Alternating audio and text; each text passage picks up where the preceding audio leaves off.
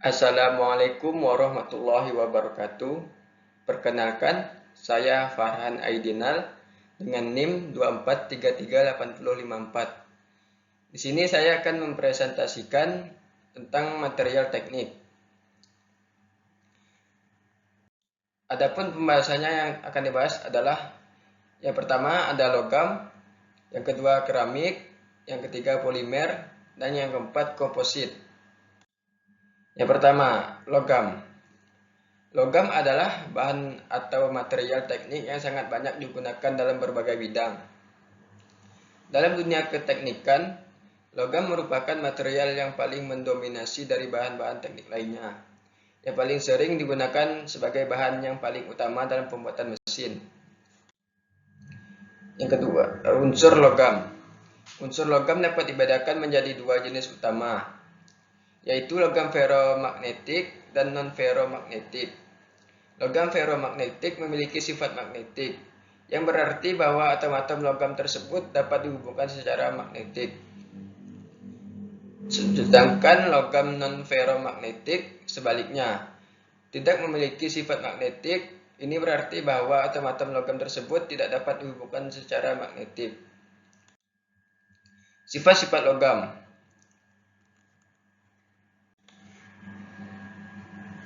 Logam umumnya memiliki konduktivitas listrik dan panas yang baik.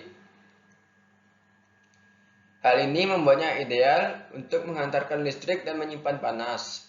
Yang kedua, logam juga sangat kuat, sehingga dapat digunakan untuk menyusun struktur dan menahan beban. Logam juga dapat menahan oksidasi, memungkinkan untuk penggunaan jangka panjang. Logam juga mudah ditempa, memungkinkan untuk membuat berbagai bentuk dan ukuran dari bahan yang sama. Logam juga memiliki sifat magnetis. Ini memungkinkan logam untuk dipergunakan untuk menciptakan medan magnet. Beberapa logam juga mengandung pigmen yang menciptakan warna yang berbeda. Terakhir, logam juga dapat tahan terhadap pengaruh lingkungan. Ini memungkinkan logam untuk digunakan untuk berbagai aplikasi, termasuk mesin, alat bangunan, dan lain-lainnya.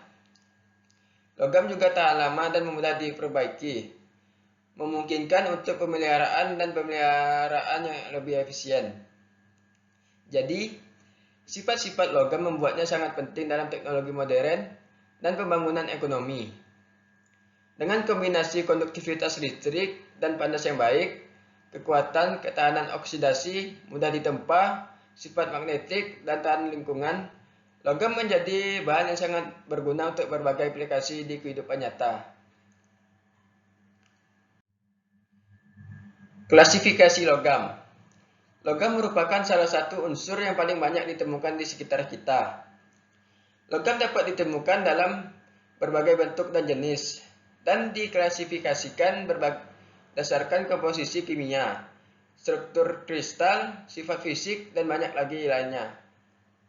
Selain diklasifikasikan berdasarkan berat relatifnya, logam juga diklasifikasikan menurut sifat fisik dan kimia yang dimilikinya. Logam berdasarkan sifat fisik dibagi menjadi 4 kelompok, yaitu logam lunak atau mudah ditempa, logam keras atau tidak mudah ditempa, logam lunak dan keras atau mudah mengikuti bentuk, dan logam lunak dan padat atau sulit ditempa. Logam berdasarkan sifat kimia dibagi menjadi logam alkali,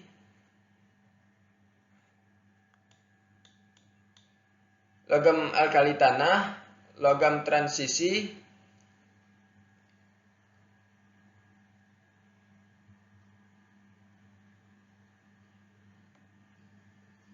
logam-logam lantanida, dan logam-logam actinida. Selanjutnya ada jenis-jenis logam. Ada banyak jenis logam yang tersedia, dan masing-masing memiliki kegunaan yang berbeda. Beberapa jenis logam yang umum digunakan adalah aluminium, besi, seng, tembaga, timah, dan nikel. Yang pertama itu ada aluminium. Aluminium adalah salah satu logam yang paling ringan. Membuatnya ideal untuk aplikasi memerlukan bahan yang ringan, seperti pembuatan pesawat dan kendaraan. Yang kedua, itu besi. Digunakan untuk membuat struktur konstruksi seperti gedung dan jembatan, karena memiliki kekuatan yang tinggi. Yang ketiga yaitu seng dan tembaga. Digunakan untuk membuat konduktor listrik, karena memiliki konduktivitas listrik yang baik. Yang keempat atau terakhir adalah timah dan nikel. Digunakan untuk membuat bahan untuk peralatan medis karena memiliki ketahanan korosi yang kuat dan tahan terhadap suhu tinggi.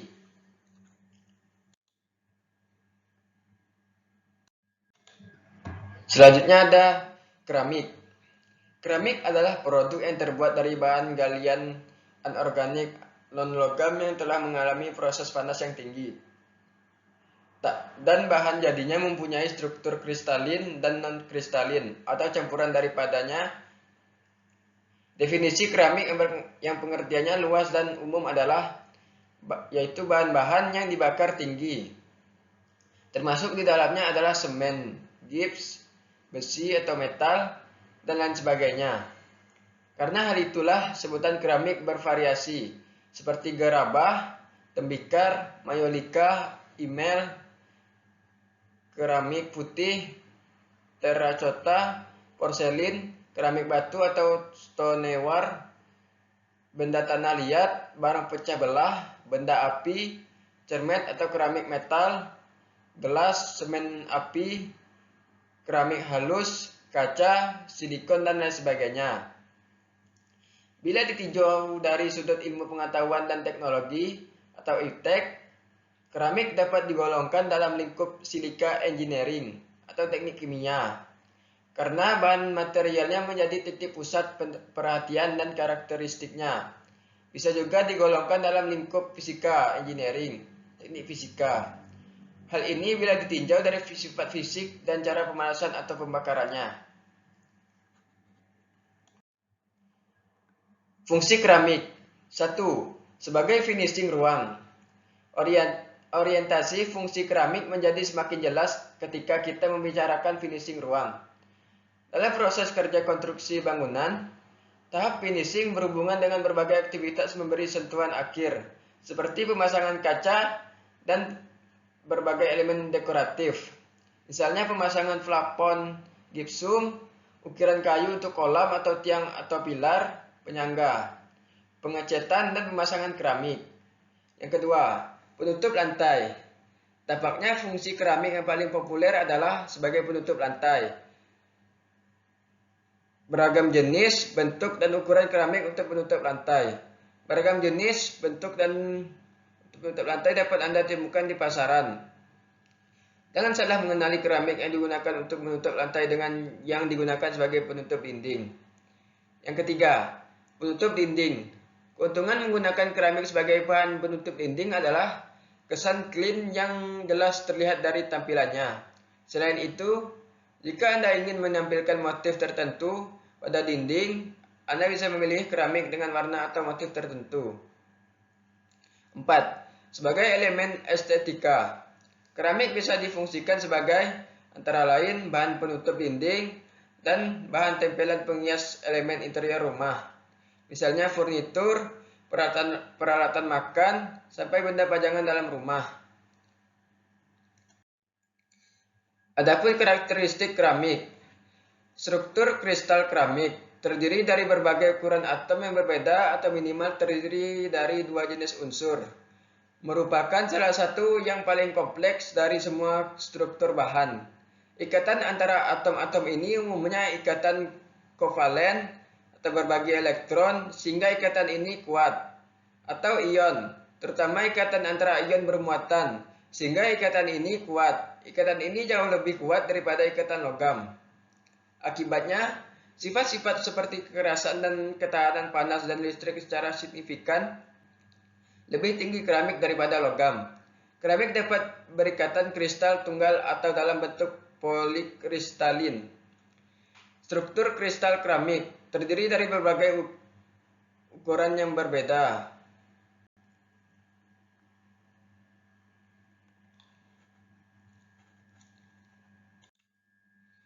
Jenis-jenis logam.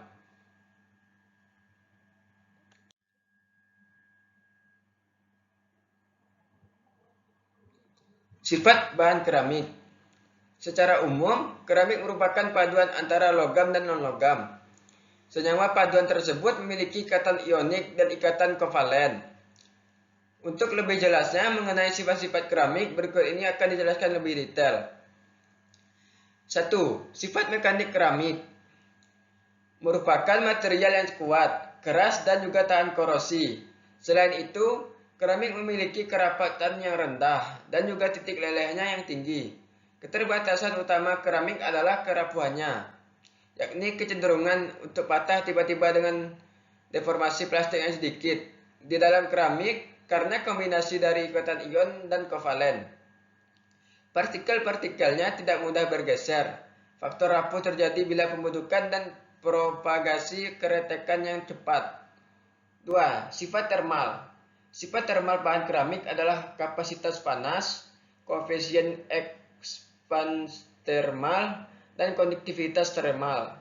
Kapasitas panas bahan adalah kemampuan bahan untuk mengaborsi panas dari lingkungan. Panas yang diserap disimpan oleh padatan antara lain dalam bentuk vibrasi atau getaran, atom atau ion penyusun padatan tersebut. Yang ketiga, sifat elektrik. Sifat listrik bahan keramik sangat bervariasi. Keramik dikenal sangat baik sebagai isolator. Beberapa isolator keramik atau seperti batio 3 dapat dipolarisasi dan digunakan sebagai kapasitor. Keramik lain mengantarkan elektron bila energi ambangnya dicapai, dan oleh karena itu disebut semikonduktor.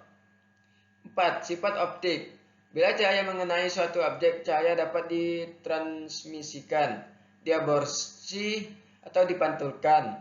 Bahan bervariasi dalam kemampuan untuk mentransmisikan cahaya, dan biasanya dideskripsikan sebagai transparan, translucent, atau opaque. Material yang transparan seperti gelas mentransmisikan cahaya dengan difus seperti gelas terfrosted disebut bahan translucent. Yang kelima, sifat kimia. Salah satu sifat khas dari keramik adalah kestabilan kimia. Sifat kimia dari permukaan keramik dapat dimanfaatkan secara positif. Karbon aktif, silika gel, zeolit, dan sebagainya. Mempunyai luas permukaan besar dan dipakai sebagai bahan pengaborsi.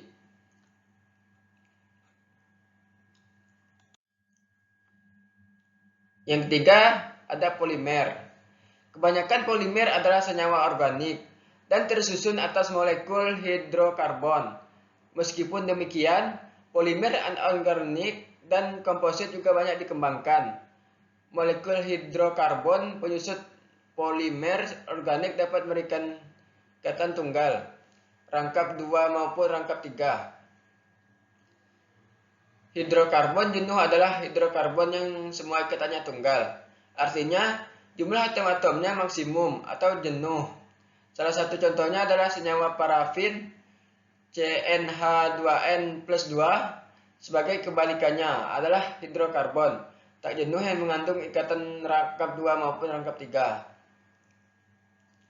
Pengetahuan akan makromolekul polimerik sebagai komponen penyusun sejumlah material alam seperti kertas dan karet mendorong perkembangan lebih lanjut pada pembuatan polimer sintetik analog yang memiliki beragam sifat dan kegunaan, sehingga pada akhirnya aplikasi dari material-material seperti plastik, serat, film fleksibel, cat yang resisten, dan padatan-padatan kuat namun ringan telah secara signifikan mentransformasi kehidupan masyarakat modern.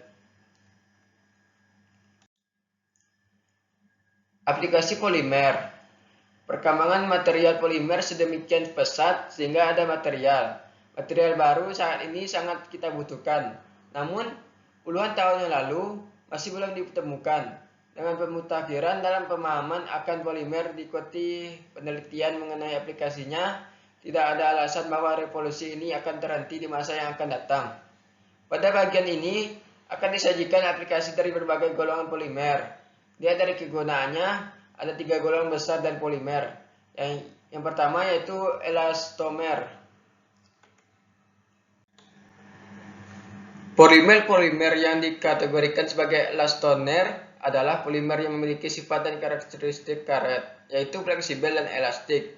Untuk dapat bersifat elastik, maka suatu polimer harus memenuhi kriteria berikut. A. Memiliki molekul-molekul yang panjang dan fleksibel. B. Mengandung beberapa ikatan silang antar rantai polimer sehingga satu rantai tidak akan bergeser. C. Ikatan silang tidak terlalu banyak. Yang D. Gaya tarik-menarik antar rantai polimer satu dengan lainnya. Contoh elastomer adalah karet alam dan karet sintetik. Dan yang kedua yaitu plastik. Konsumsi plastik dunia telah menembus angka miliaran ton per tahun. Ada dua jenis plastik yaitu termoplastik dan termoset. Polimer termoplastik akan melunak saat dipanaskan dan mengeras saat didinginkan. Karenanya dapat dilelehkan dan dibentuk.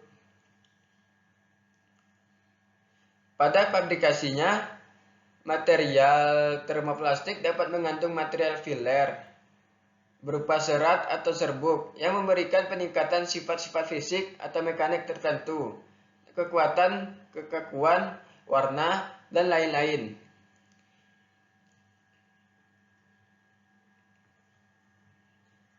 Yang ketiga yaitu ada serat. Serat mempresentasikan aplikasi penting dari material polimer, seperti halnya kategori plastik dan elastomer. Serat alami seperti katun, wol, dan sutra telah digunakan oleh manusia selama berabad-abad.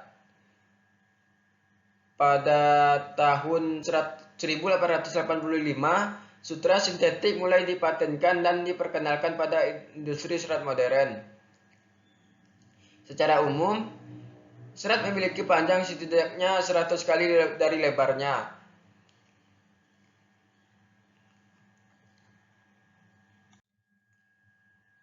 Klasifikasi umum dari produk polimer. Yang pertama, berdasarkan asalnya, terdapat dua jenis polimer, yaitu A. Polimer alam, B. Polimer sintetik. Polimer alam dapat berasal dari tiga sumber, yaitu 1. Tumbuhan, seperti katun, kapas, dan karet alam. Yang kedua, hewan, seperti sutra dan wol. Yang ketiga, mineral, seperti asbes.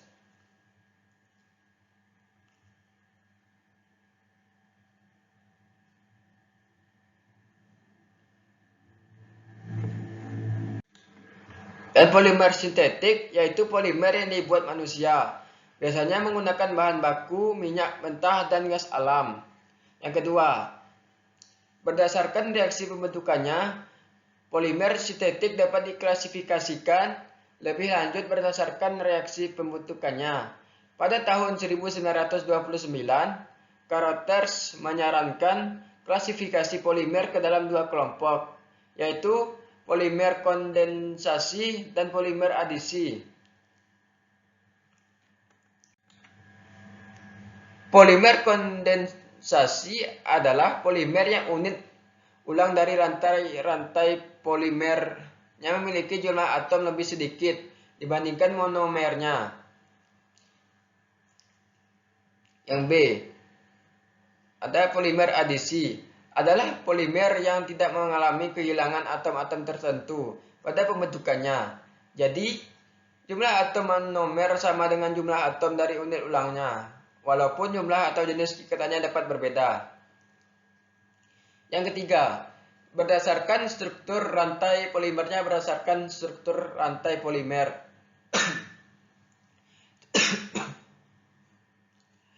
Terdapat tiga jenis polimer, yaitu yang pertama ada polimer linier. Polimer linier atau rantai lurus adalah polimer yang terdiri dari serangkaian ikatan-ikatan karbon yang panjang. Yang B. Polimer bercabang. Polimer-polimer dengan percabangan-percabangan pada interval yang bervariasi sepanjang rantai utama disebut sebagai polimer bercabang. Yang C. Polimer berikatan silang. Polimer berikatan silang mengandung percabangan-percabangan yang menghubungkan rantai polimer satu dengan yang lainnya, menghasilkan struktur seperti pada awalnya.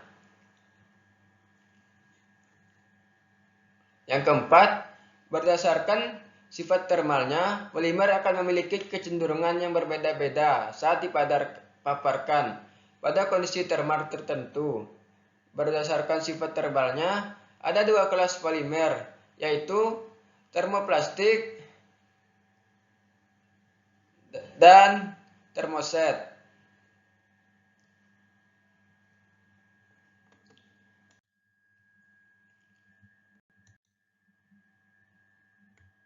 Yang keempat, komposit. Komposit merupakan material yang terbuat dari dua bahan atau lebih yang tetap terpisah dan berbeda dalam level makroskopik selagi membentuk komponen tunggal sehingga dihasilkan material komposit yang memiliki sifat mekanik dan karakteristik yang berbeda dari material pembentuknya.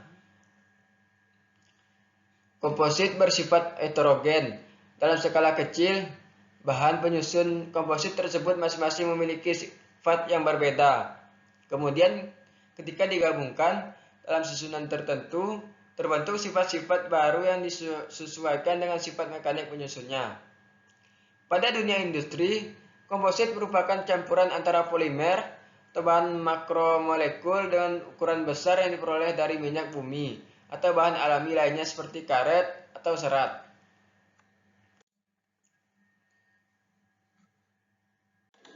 Yang pertama ada komposit serat atau fiber komposit.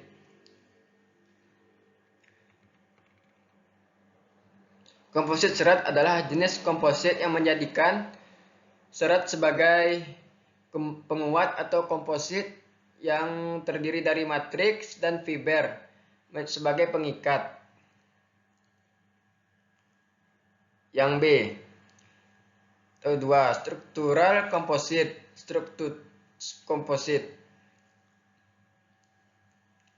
Komposit struktural adalah struktur yang tersusun dari dua material atau lebih dengan sifat yang berbeda dan membentuk suatu kesatuan sehingga menghasilkan sifat gabungan yang lebih baik. Yang ketiga, ada polipropylene. Polipropylene atau polipropilena adalah polimer hidrokarbon yang termasuk ke dalam polimer termoplastik yang dapat diolah pada suhu tinggi. Polipropilen berasal dari monomer propilena yang diperoleh dari pemurnian minyak bumi. Struktur atau rangkaian molekul propilena CH2 sama dengan CH-CH3.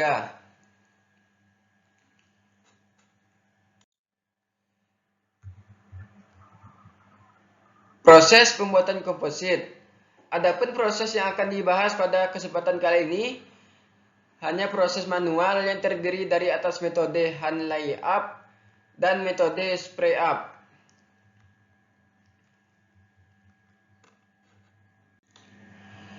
Metode hand layup lebih banyak dipakai untuk bahan dengan serat penguat. Kelebihan utamanya yaitu proses yang sangat sederhana sehingga dibutuhkan sedikit peralatan dan cetakan dapat dibuat dari lembaran plat, kayu, gips. Yang kedua yaitu spray up. Dalam proses ini, langkah persiapan mirip dengan metode sebelumnya, tetapi pemakaian lembaran serta penguat diganti menggunakan semprotan. Benang disalurkan ke unit penyemprot dan helai benang disemprotkan ke cetakan terus-menerus dengan resin. Ketebalan cetakan dapat dengan mudah dibentuk berpebagaian sehingga menjadi berkekuatan tinggi.